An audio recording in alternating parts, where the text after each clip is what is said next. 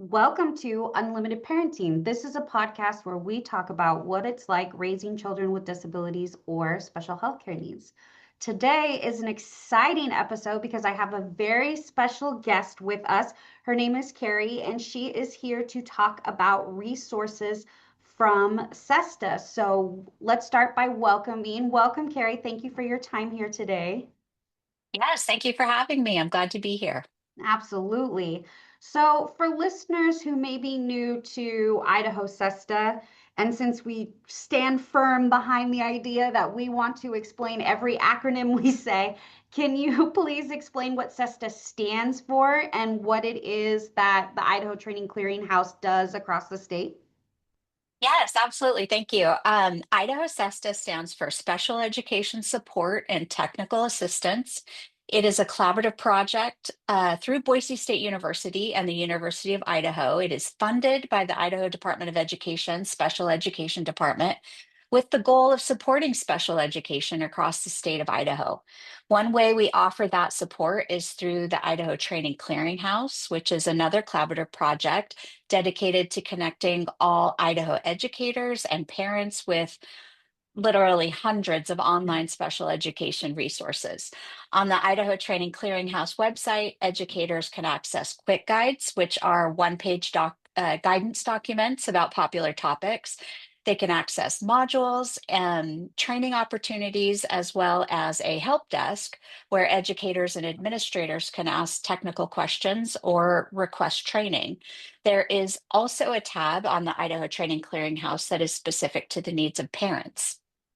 And I can attest to that tab's existence because if you have reached out to Idaho Parents Unlimited in the past few years, you have definitely received those guidance documents, those quick guides. We pull those from SESTA and we share those resources frequently. So those definitely are there, and we would strongly encourage you to take advantage of that free information provided at no cost.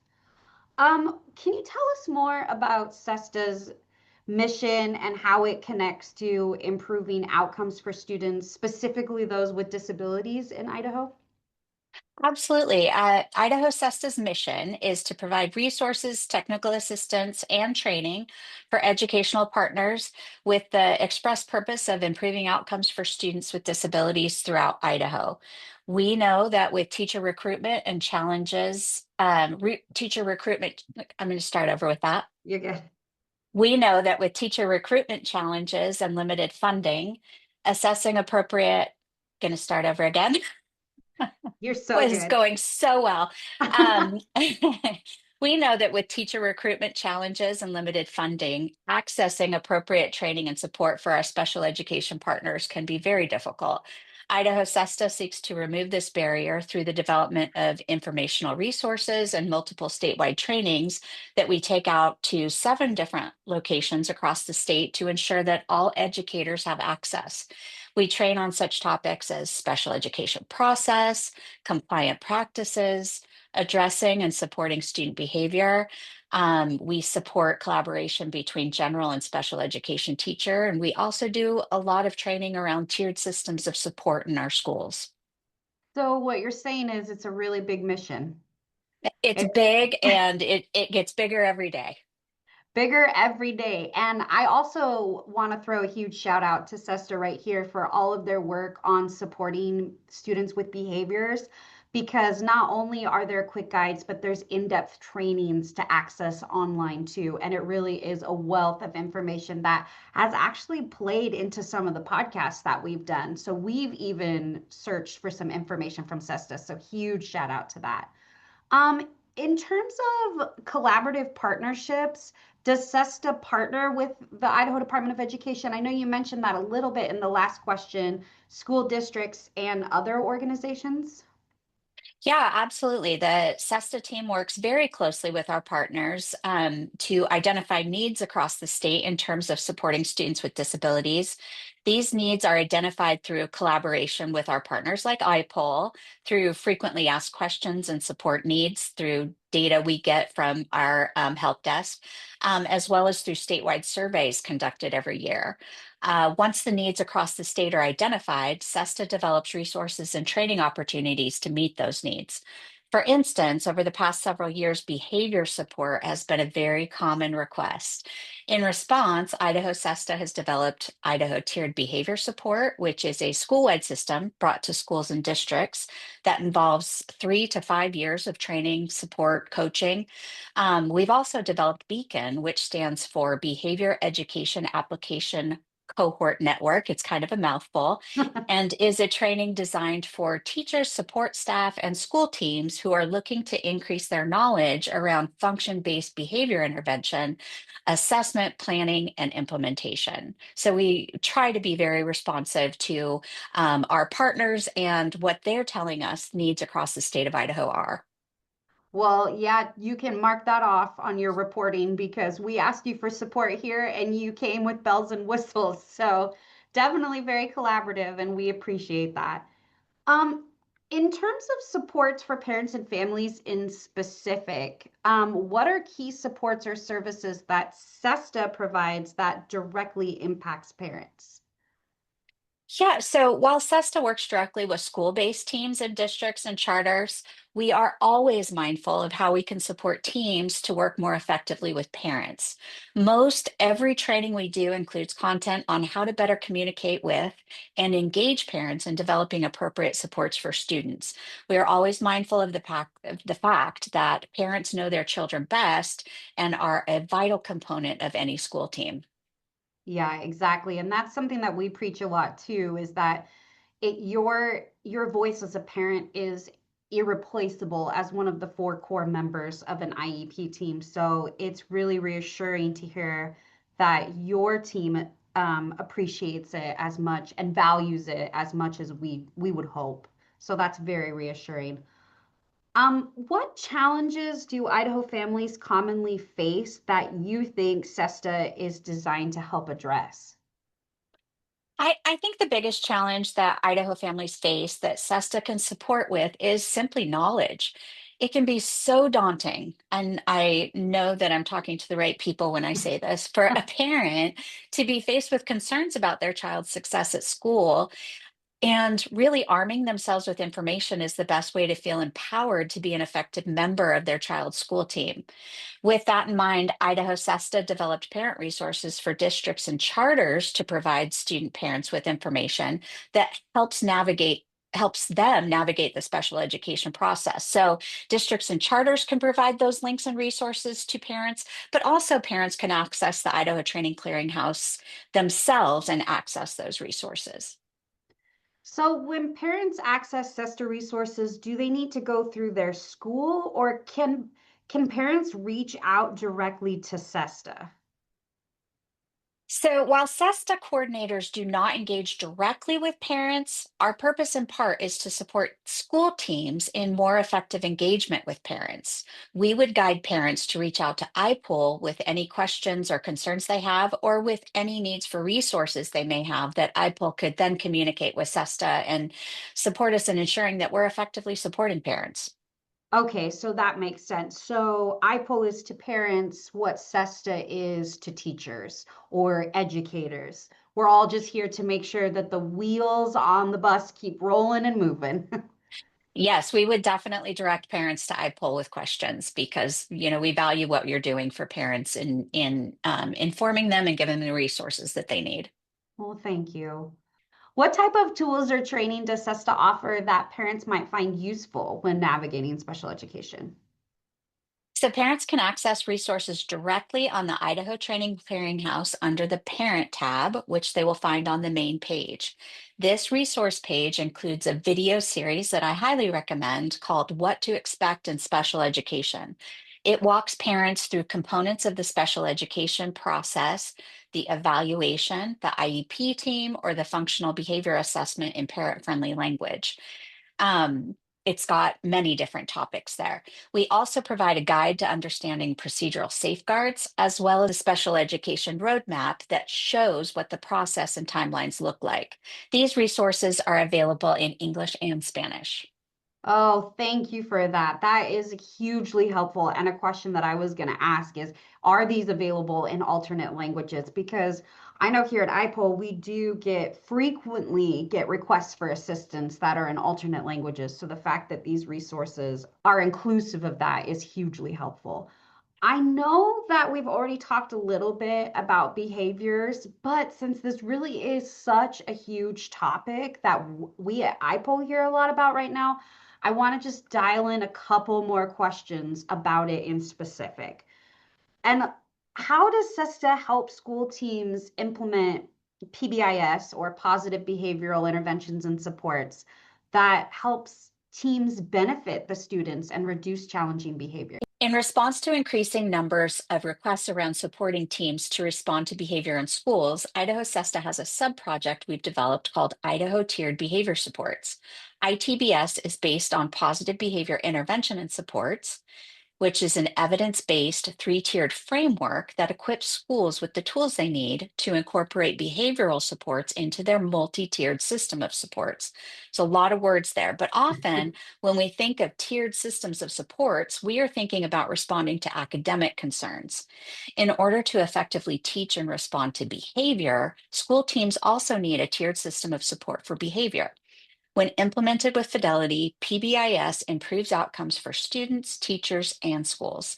The ITBS project is state funded, which means it is provided at no cost to schools and utilizes a cohort or training group model that teams commit to for 3 to 5 years. It can really turn schools around. Wow. And it's not just a one and done training, it's a commitment to continued learning. And I think that it's really great that all of these resources are free. It's very much giving Oprah, you get a free resource, you get a free resource. And I think that at the end of the day, everyone just benefits from that. Um, what do you think as someone as a SESTA employee, if you could tell parents working with their schools, building positive relationships, how can parents work to build proactive plans for their child? What would be your advice? I think really the most powerful thing a parent can do to help build a positive plan for their child is to reach out to their child's team and make sure they know the universal behavior supports in their child's school or classroom, and then to be an informed, involved team member throughout any behavior support planning for their child. Parents might then consider how to extend that planning as needed in the home or community settings.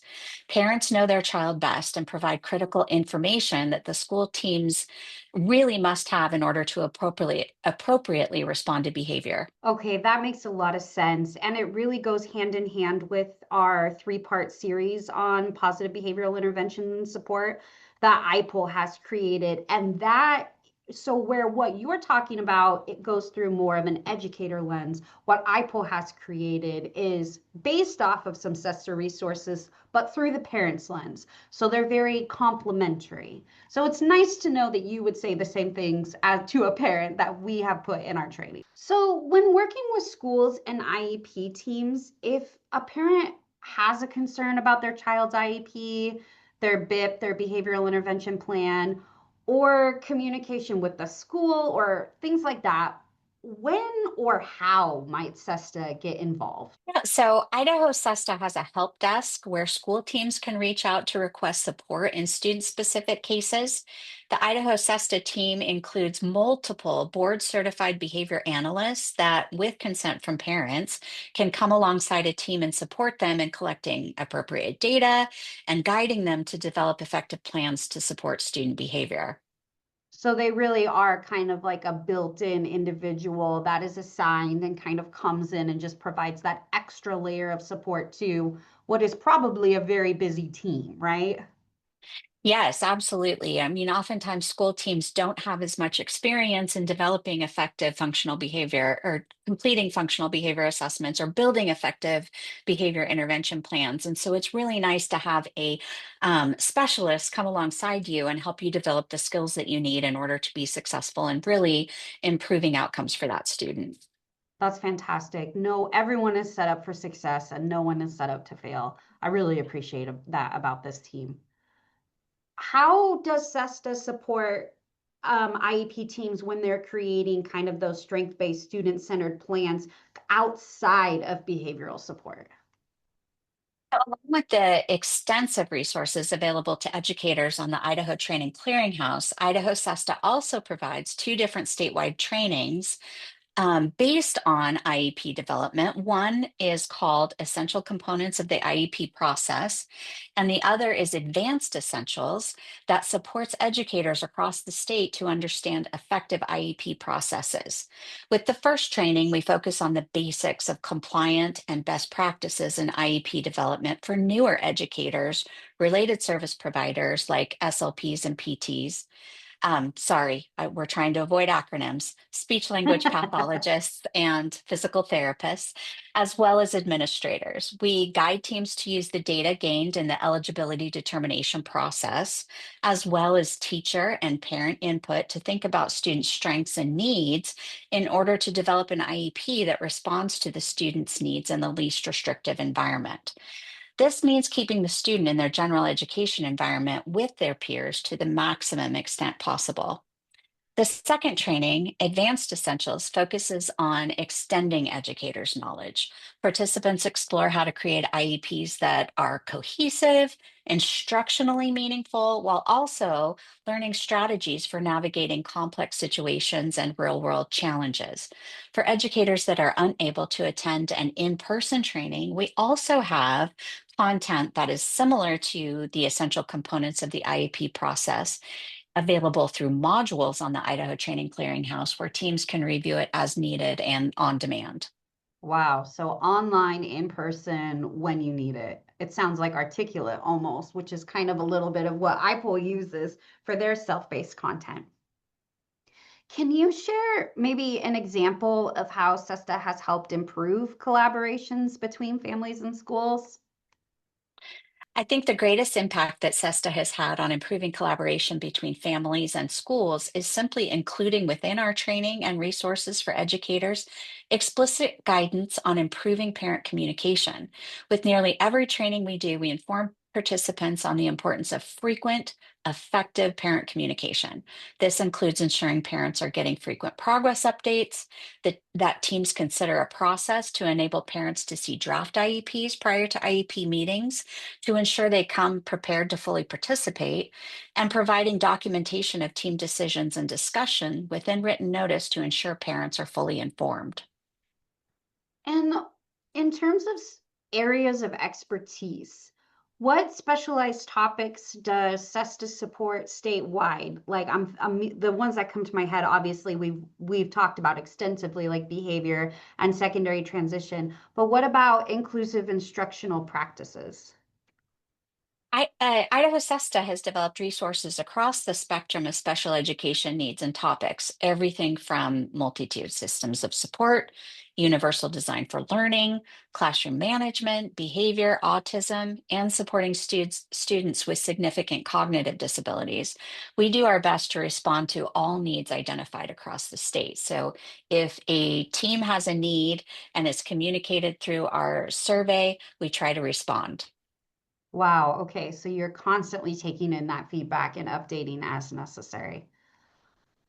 How does SESTA work in transition services, connecting them to prepare students for life after high school?